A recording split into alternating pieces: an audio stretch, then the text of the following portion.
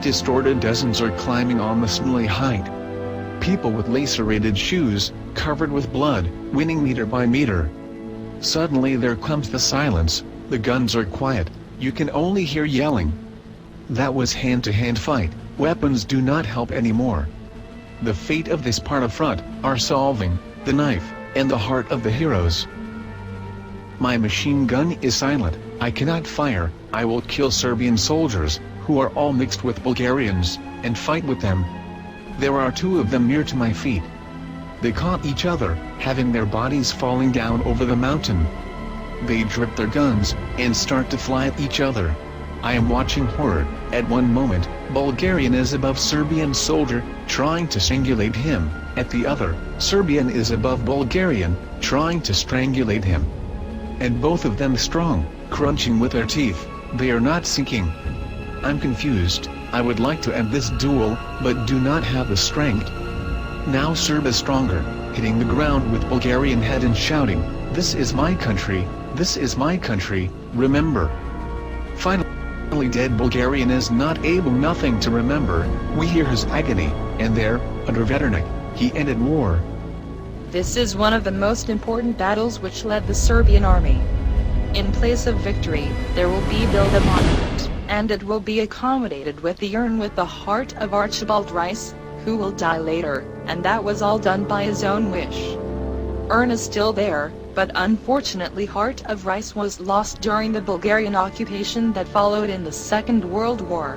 So that's how a new front was formed in the Balkans, made up of Serbian, French, Greek and the units of British Army, as well as some Italian and Russian units. However, the front is quickly stabilized, and there were not any greater action for almost 2 years. Western Allies did not consider it excessively important, and for a short time, there was even danger for front to be extincted. Front thrived inter alia, as a result of sprightly agitation of Serbian leadership, because, naturally, front was the guarantor of a quick Serbian return to the fatherland. In the meantime, in February 1917, in Serbia, outbreaked national uprising against the terror that have been providing occupier. Proximate cause for the outbreak of rebellion was recruiting of young Serbian men for Bulgarian forces. Uprising lasted a month before it was crushed, but it proved one more time imperturbability perseverance of Serbian fighting spirit. At July 1917, on the Corfu Island, was made Corfu Declaration, which established a framework for the future unification of South Slavic people. Once again, Serbia dies on paper. November 1917. The revolution outbreaks in Russia and empire crumbled, with the dying imperial family and Tsar Nicholas. Serbia lost also with that, both protector and friend, perhaps the greatest in whole history. At the end of 1917, USA entered the war, on the side of Allies, which led to the refreshment of Western Front. After 2 years of idle at Salonika Front, Allied forces were ready to take large-scale action. From a total of 23 divisions on the Salonika Front, Serbia had 6, and they were operating with French, which had the same number of divisions. The rest consisted of 7 British, 1 Greek, 1 Italian division, and 2 Russian brigades. On July 1918, decision had been made to start an offensive, and Allies began with preparations for its realization. The Serbian army has welcomed the decision with much relief. Serbian soldiers greeted long-awaited moment. Supreme commander of Allied forces was Franz Diasbury, French general, and later honorary duke in the Serbian army. Commander of the Serbian army, Duke Misic, issued order.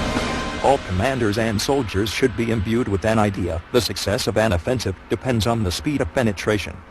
The speed, at the same time, is the best guarantee against surprise, because it disturbs the enemy and achieves complete freedom in our operations. Boldly press forward, without rest, to the utter limits of the human and horse strength. To death, just don't stop. With the unwavering faith and hope, heroes, forward. To the fatherland. The basic idea was that Serbian army attacks enemy front line, to penetrate it, and to spread it later. Soon, along the whole front, Allies began bombing of enemy position from 600 cannons. Serbs and French went with the British and the Greece.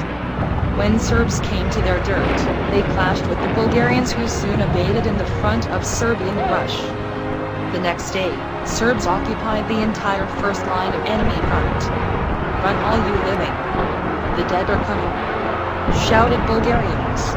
Soon was liberated Skutla, the capital of the Middle-Age Serbian Empire. 15 days of fighting resulted with the capitulation of Bulgaria. Bulgarian kings said, "This is the end of all of us." Serbs did not stop, and in the victorious foray, they assailed forward to their fatherland. Soon the whole southern Serbia will be liberated. Because of too fast progress, there had been a real danger that army will lose connection to the background. There was a danger of weakening the supply lines and communications, and danger of turning strongly progress into the waste of energy. On the other hand, things were not good for the Greek and British forces, and oscillation has appeared, whether to continue the offensive. Regent Alexander, with his historical, energetic order, moved away every dilemma, at least for the Serbian armies. Forward. In glory or death. And the glory it was. Tornado, which started the Serbian army, could no longer be stopped, and he crushed every possible resistance that enemy provided. Serbian soldiers seriously understood the order of their supreme commanders about the necessity of boldly penetration, because we know about the fact that the French cavalry had big problems to follow the Serbian infantry. General Franchetti saw the situation this way. The progress must be slowed down. The French troops need to maintain a stable communication and to rest. Only